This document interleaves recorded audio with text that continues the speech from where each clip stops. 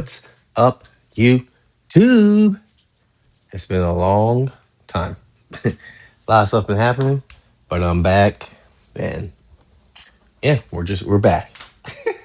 So, with that being said, if you've been in the market, it's been crazy. It's been a crazy time with this war and everything else that's going on. But let's just go into the portfolio right now.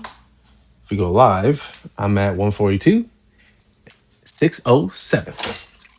So right now, it's just been back and forth. We're up. I'm up like 10, 20 grand, down like 20 grand. Um, I've been not buying individual stocks as much, right? I still am buying them because like these are good deals, right? But with margin, which I'm good on margin. I'm just being cautious because we can dip real low. Like I see my portfolio dip to like 120. Where is that? Yeah, like it was like 125, right? Crazy thing is, my portfolio was at 300K. All this war stuff happened, we dropped so much, right? So I was like, all right, it's time to shift. It's time to get something more than just the growth stocks. So I've been doing the ETFs, right? I think the last time was talking, y'all, let's just talk about SCHD. Now I have 95 shares of SCHD. I just got paid, I think it was yesterday or the day before that. And they paid me, if we go down here real quick, $23.25 for 90 shares. So I'm getting this SCHD up quick. I seen a lot of people who have SCHD, and I feel like it's taking them that long just to get to 600 shares. I'm about to I'm about to go past them real quick. Um, yeah, and SCHD is going to be a good cornerstone for my portfolio. I'm still buying, well, new to portfolio. I don't know if I talked about it before, but I'm buying RVI. It's just Rob Hood's venture fund, invests in private companies. Um, yeah, and you can go here and look at all the stuff, but here's some of them: Databricks, and then they got Stripe and 11 Labs, which is kind of like SoundHound in a sense. But I'm investing in them. I'm going to build these guys up because I'm like, I know this is not an ETF, but it has a bunch of companies in it, and they'll just swap them out. So I was like, let me build this one up. And then besides that, only thing else I'm buying is Zeta. So I bought like one share Zeta, and for my regular portfolio, this is it. Palantir has been fluctuating back and forth, back and forth. Uh, this is a great market for cover calls. I just been crushing on cover calls lately. Hood expires this week. I'm getting $2,280 for this hood cover call. And the Palantir cover call, I'm getting $2,100. So I racked up last month. Now this next month, I probably won't be able to get as much. We'll see. Maybe I will. I think my goal from now on is to the main goal for cover calls is to make $8,000 a month. I know some people out there are making 30,000 a month, but if I could just make 8 grand a month, then that means I'm making 100K. I'm making 100K salary, really. So that's my plan. And that way, if something happens while I'm at work, whatever, my portfolio is literally a 100K job, and then with my job, it's just more money on the side for right now. SoFi, I wasn't gonna do plays on SoFi, but it was so low. I said, yo, it's time to do some plays on SoFi. So I'm only getting $960, and this is also expiring this Friday.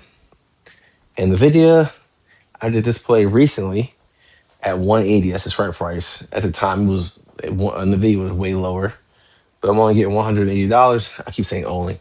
Money is money.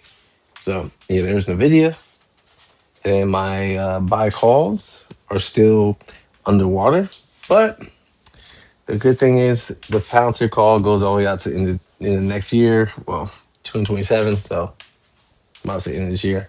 And then SoFi I'm not even impressed about because that's going out to 28. And SoFi's been crushing it. It's just that the stock is not, or seeing it as right now. But eventually you'll see it. And once SoFi goes back up to like $30, because it will be up there, we'll be enjoying that. Or at least selling it for a break even. Crypto's been crypto. I haven't touched any crypto at all. I still follow XRP. It's been range bound from $1 to $40 to 140. So there's that for this portfolio. And then the Roth, I didn't do that much. I did buy 2 shares. Was it 2 shares of Palantir? I think it was 2 shares of Palantir. Let me see real quick. It was 1 share of Palantir. So I had Netflix in here. I sold it off because I bought Netflix it was like 70, whenever Netflix in the 70s. Then I sold that. I was like, let me just put this in Palantir. Palantir's going to keep doing the thing. It's going to keep winning and beating. So I was like, why not? And then I started a position in Amazon and Microsoft. This is mostly a more safer portfolio for my Roth. Case something goes south in the other portfolio, which I highly doubt because these are great companies that I mean, anything can happen. But the way these companies perform, I highly doubt that something bad's going to happen.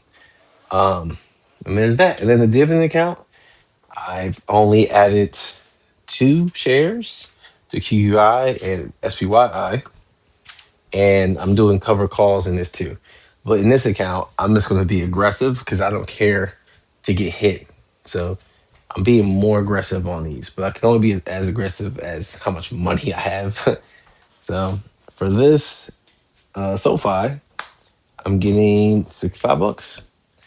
And this would be a cool account for y'all because I can just build this one up. But it's kind of like a dividend account. And I just put money in here and just have it in the buying power so that, we can see what it's like just to get that interest every month.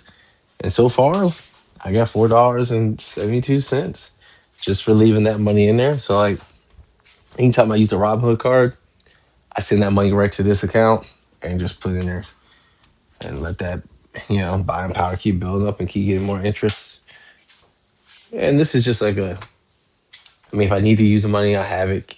Like, say if there's a stock I really need, I'm like, all right, let's put it in there. But mostly it's just a better savings account than using my regular bank account. And it's cool now that you can get interest on your option collateral because before you couldn't. So, Robinhood's still doing the thing. I didn't get invited to Robinhood Social. That'd be cool. Um, Maybe when I do, I can start hitting people up, seeing what they're doing, talk. Because at nighttime, like where I'm at, I would like to talk about stocks more, but there's not a lot of people in my area to even talk about it. Or there probably is, but they're all hidden or whatever. And then there's no community. There's communities, but I want my own. So that being said, guys, I'm just rumbling off at this point. Tomorrow should be an interesting day. Hopefully, we go back up. I mean, literally yesterday, we went from 165, and then bad news came out, and we dropped again to 142. It is a seesaw market, but if you are doing cover calls, yeah, you can make some money in this market. But I will see y'all guys